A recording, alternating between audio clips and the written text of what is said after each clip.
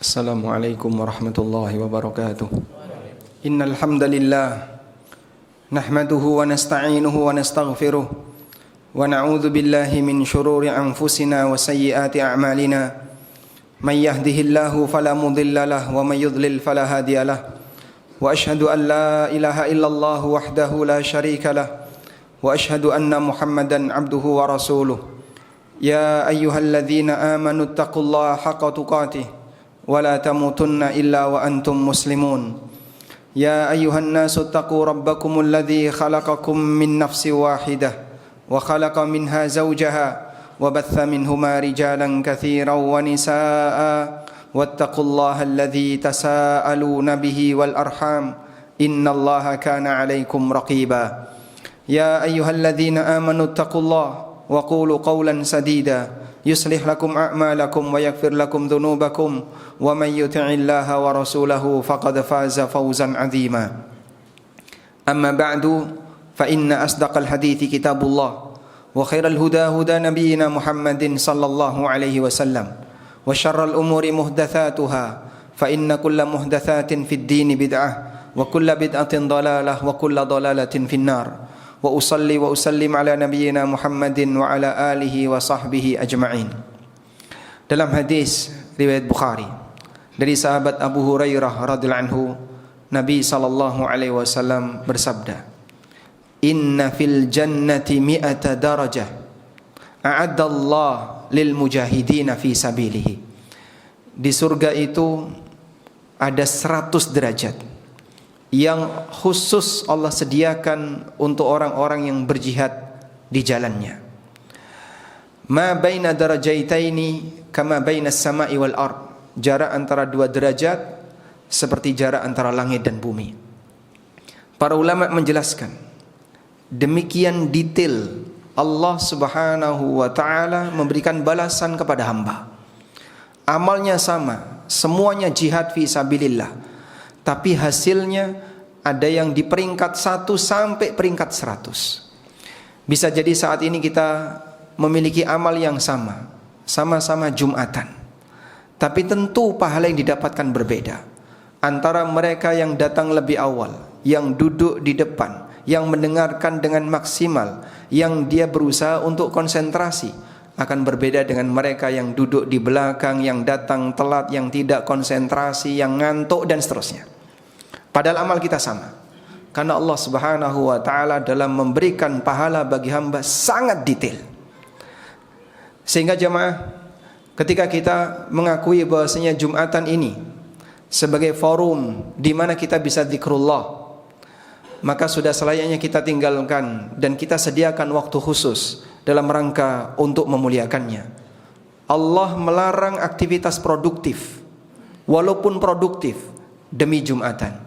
Allah Subhanahu wa taala berfirman, "Ya ayyuhalladzina amanu idza nudiya lis-salati min yaumil jum'ah fas'au ila dzikrillah wa dzarul bai'."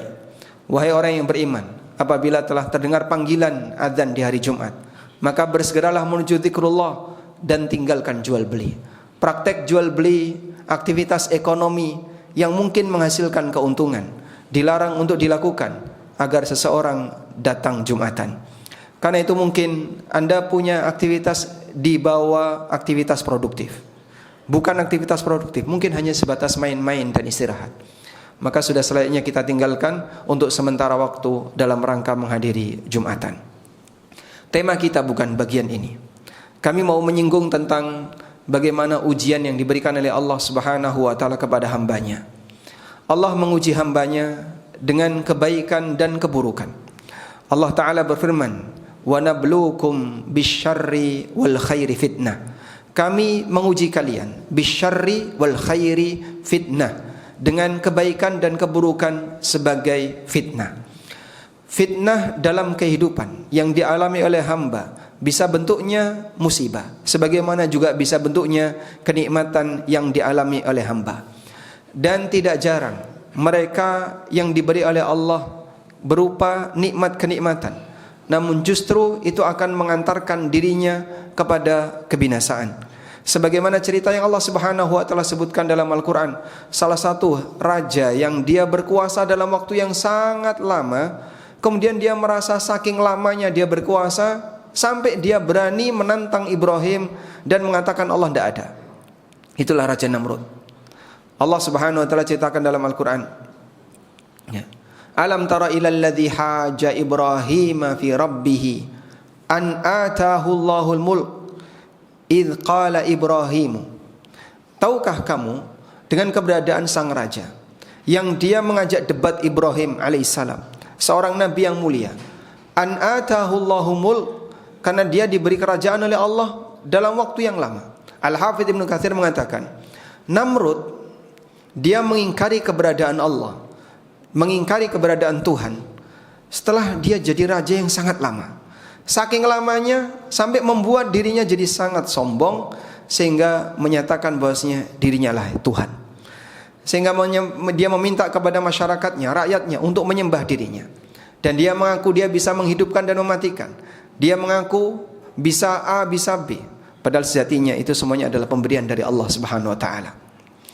Qarun, kita tahu orang seperti ini diberi oleh Allah taala harta yang sangat melimpah. Sampai Allah Subhanahu wa taala menyebutkan tentang kekayaan Qarun. Inna mafatihahu latanu'u bil usbah uli quwwah. Sesungguhnya perbendaraan Qarun, kuncinya saja itu harus diangkat oleh sekelompok orang yang kuat-kuat. Kuncinya. Allah tidak bercerita tentang hartanya, tapi Allah cerita kuncinya.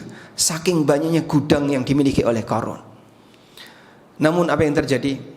Pada saat Qarun diingatkan oleh masyarakatnya untuk bertakwa kepada Allah, untuk kembali kepada Allah, apa kata dia? Qala innama utituhu ala ilmin indi.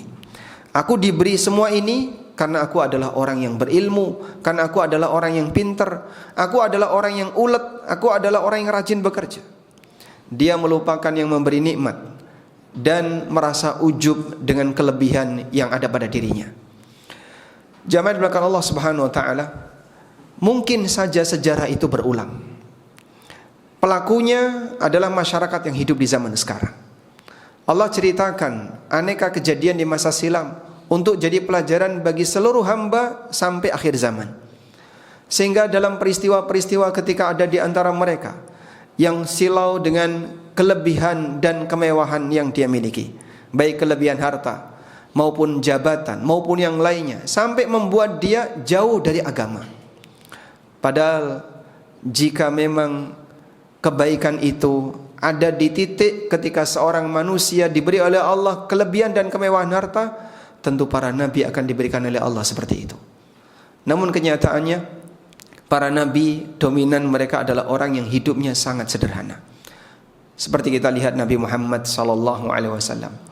Walaupun mungkin orang beralasan itu adalah seorang nabi, tapi setidaknya itu jadi contoh. Andaikan dunia ini mulia di sisi Allah Subhanahu wa taala, maka Allah akan berikan para nabi sebagai manusia yang paling kaya. Nabi Yusuf alaihissalam punya pengalaman yang sangat pahit sebelum beliau jadi menteri. Beliau pernah dimasukkan ke dalam sumur. Beliau pernah dijual. Beliau pernah dituduh mau memperkosa seorang wanita, padahal sejatinya wanita itu yang mengajak Yusuf untuk berzina. Beliau dipenjara dalam kurun waktu yang lama, dan aneka tuduhan yang diberikan kepada Yusuf. Dengan semua pengalaman pahit itu, sampai ulama mengatakan, andaikan dunia ini mulia di sisi Allah, maka Allah tidak akan memperlakukan orang-orang saleh, para nabi kekasihnya dengan perlakuan seperti itu di dunia. Karena itulah semua kenyataan pahit sisi materi yang dialami oleh para nabi membuktikan bahwasanya dunia ini bukan tujuan akhir dari kehidupan manusia mulia. Karena itu Nabi SAW pernah mengatakan, "Lau kanatid dunya 'indallahi ta'dilu janaha ba'udah, ma suqiya kafirun syurbatan min ma'in."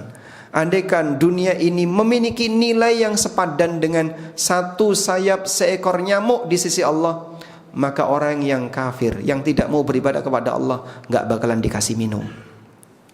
Orang yang tidak beriman kepada Allah gak bakalan dikasih minum. Kalau dunia ini punya nilai sisi kemuliaan di sisi Allah Subhanahu wa taala. Karena itu Kata kuncinya, bagaimana kalau Allah Subhanahu wa taala sudah memberikan kita kelebihan duniawi? Kata kuncinya adalah belajarlah untuk hidup zuhud. Zuhud bukan masalah kaya dan miskin. Zuhud itu amal batin. Bagaimana seseorang bisa memutus hubungan antara lahiriah dengan kondisi hatinya. Ada orang yang bertanya kepada Imam Ahmad bin Hanbal, ayakunu rajulu zahidan wa indahu alfu dinar. Bisa enggak seseorang itu menjadi manusia zuhud sementara dia punya harta 1000 dinar? 1000 dinar berarti 4 kilogram emas. Untuk saat ini miliaran. Bisa enggak seseorang bisa menjadi manusia yang zuhud sementara dia memiliki harta miliaran? Kata beliau, na'am ala syaritatin. Bisa dengan syarat. Lalu apa syaratnya? Kata beliau, alla yafraha idza zadat wala yahzana idza naqasat. Dia tidak tambah gembira ketika hartanya bertambah, dan dia tidak sedih ketika hartanya berkurang. Sehingga suasana yang ada di luar tidak mempengaruhi kondisi batinnya. Di saat itulah seorang hamba bisa berada di posisi sebagai manusia zuhud. Sulaiman seorang nabi yang kaya dan beliau zuhud. Abu Bakar As-Siddiq radhiyallahu anhu, walaupun beliau saudagar yang kaya, beliau zuhud. Umar bin Khattab juga punya kekayaan dan beliau zuhud. Demikian pula beberapa sahabat yang lain, Abdurrahman bin Auf, Sa'ad bin Abi Waqqas, Ibnu Umar dan yang lainnya, yang warisannya ketika beliau meninggal melimpah ruah, tapi mereka ketika di dunia beliau zuhud. Karena itu kata Imam Ahmad, walihada kana ashabun Nabi sallallahu alaihi wasallam azhadan nas lima fihi fi yadihi minal amwal. Karena itulah para sahabat Nabi sallallahu alaihi wasallam menjadi manusia yang paling zuhud meskipun harta itu melimpah ada di tangan mereka. Sebagian di antara sahabat itu punya berkilo-kilogram emas saat beliau meninggal dunia. Warisannya itu miliaran, triliunan. Itu yang ditinggalkan oleh para sahabat. Tapi mereka adalah manusia-manusia yang tahu diri berkaitan dengan interaksi dengan harta. Diuji oleh Allah dan mereka berhasil. Harta hanya ada di tangan, tapi tidak sampai berada di hati. Demikian sebagai khutbah yang pertama, semoga bermanfaat. Aqulu qawli hadza wa astaghfirullah. Alhamdulillahi wa kafa. Wassalatu wassalamu ala rasulil mustafa wa ala alihi wa sahbihi wa mawalah. Wa ashhadu an la ilaha illallah wahdahu la syarika lah. Wa ashhadu anna Muhammadan abduhu wa rasuluh. Ya ayyuhalladzina amanu taqullaha haqqa tuqatih wa la tamutunna illa wa antum muslimun. Hadirin jamaah Jumat berkat Allah. Anda mungkin teringat cita-cita orang tua saat beliau mengakikahi kita. Atau secara umum orang tua ketika dia mengharapkan anaknya yang baru saja lahir. Mereka selalu berdoa, semoga menjadi anak yang saleh atau salihah, yang berguna bagi nusa, bangsa, negara, agama, dan masyarakat. Artinya orang tua kita berharap agar kita menjadi hamba yang bermanfaat. Kami tidak pernah menjumpai ada satupun orang tua yang mengharapkan ketika anaknya lahir, semoga jadi anak yang kaya raya, semoga jadi anak yang punya jabatan yang tinggi, semoga jadi anak yang A, yang B, yang tidak. Tapi orang tua mendoakan agar kita jadi anak yang berguna. Pertanyaannya, sejauh mana kita sudah mewujudkan harapan orang tua itu? Dari sinilah kita perlu memahami, ada potensi dan ada prestasi. Kaya itu ada di mana, Pak? Kaya itu potensi. Pemberian Allah Subhanahu wa taala. Karena kita tidak mengatakan kaya sebagai prestasi. Jika kaya adalah prestasi, berarti nabi yang miskin tidak berprestasi. Banyak nabi yang hidup dalam kondisi sangat penuh dengan keterbatasan. Beberapa orang soleh juga hidup dalam kondisi penuh dengan keterbatasan. Tapi kaya ada di posisi potensi. Kapan sebuah potensi bisa menjadi prestasi? Apabila sang hamba memanfaatkan potensi yang dia miliki untuk memberi manfaat bagi yang lain. Disitulah titik keberkahan seorang hamba. Karena itu disebutkan dalam hadis riwayat Ad-Daruqutni, ahabbun nas ilallah anfa'uhum linnas. Manusia yang paling dicintai oleh Allah adalah yang paling bisa memberikan manfaat bagi manusia yang lain. Tidak kurang orang kaya, tidak kurang orang punya jabatan, tapi ketika itu semuanya hanya untuk kepentingan pribadinya, maka sejatinya nggak ada nilainya. Karena itu Nabi SAW menggambarkan kepada kita, manusia itu seperti barang tambang. Beliau bersabda dalam hadis riwayat Bukhari, "An-nasu ma'adin, kama'adinidz dzahabi wal fiddah." Manusia itu seperti barang tambang, layaknya emas, perak, dan demikian pula barang tambang yang lain. Artinya mereka diberi oleh Allah potensi yang beragam. Ada yang punya nilai mahal dan ada yang nilainya lebih rendah. Tapi semua barang tambang ini akan punya nilai jika dia tidak disimpan dalam tanah. Bapak bisa bayangkan, kalau tanah boksit itu hanya tersimpan di dalam tanah, tidak termanfaatkan. Ketika biji emas itu hanya tersimpan dalam tanah, tidak termanfaatkan. Demikian pula barang tambang yang lain. Cuman disimpan ibarat seseorang punya potensi, tapi tidak memberi manfaat bagi yang lain. Sesuatu akan bisa bernilai, dan itulah prestasi kita sejatinya pada saat kita menjadi manusia yang bisa memberi manfaat bagi yang lain, dan itulah kunci keberkahan kita. Perlombaan kita ada di sana. Maka siapapun yang diberi oleh Allah dengan kelebihan apapun yang Allah berikan kepadanya, berusahalah untuk mengabdikan dirinya dalam rangka memberi manfaat bagi masyarakat, terutama untuk kegiatan amal saleh. Karena Allah Subhanahu wa taala akan menilai amal hamba dan berikut pengaruh dari amal hamba. Sebagaimana Allah tegaskan dalam Al-Qur'an, "Inna nahnu nuhyil mauta wa naktubu ma qaddamu wa atharahum wa kulla syai'in ahsaynahu fi imamin mubin." Kamilah yang menghidupkan makhluk yang mati, dan kami catat apa yang telah mereka kerjakan, wa atharahum, dan berikut dampaknya. Sehingga yang dicatat oleh Allah tidak hanya amal kita, tapi juga dampak dari amal kita. Semoga Allah Subhanahu wa ta'ala menjadikan kita sebagai hambanya yang barokah, hambanya yang bisa memberi manfaat bagi sesama, dan berusaha untuk memaksimalkan potensi yang Allah berikan kepada kita untuk kebaikan umat dan masyarakat.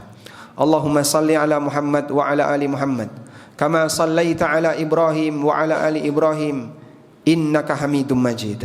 Allahumma ighfir lil mu'minina wal mu'minat wal muslimina wal muslimat al ahya'i minhum wal amwat innaka sami'un qaribun mujibu da'awat ya qadiyal hajat. Allahumma inna nas'alukal huda wat tuqa wal afafa wal ghina. Allahumma inna nas'aluka ats-tsabata fil amri wal azimata 'ala ar-rusydi wa nas'aluka mujibati rahmatik wa azaima maghfiratik wa nas'aluka qalban saliman wa lisanan sadiqa wa nas'aluka qalban saliman wa lisanan sadiqa wa nas'aluka syukra ni'matik wa husna ibadatik wa nas'aluka min khairi ma ta'lam wa na'udzubika min syarri ma ta'lam wa nastaghfiruka lima ta'lam innaka anta 'allamul ghuyub. Allahumma aminna fi awtanina wa aslih a'immatana. Allahumma aslih a'immatana wa wulata umurina. Allahumma a'inhum ala tanfidhi amanatihim. Allahumma arzuq lahum wuzara as-salihin wa bitanata as-salihin. Rabbana atina fid dunya hasanah wa fil akhirati hasanah wa qina adzabannar. Wa sallallahu ala nabiyyina Muhammadin wa ala alihi wa sahbihi wa sallam.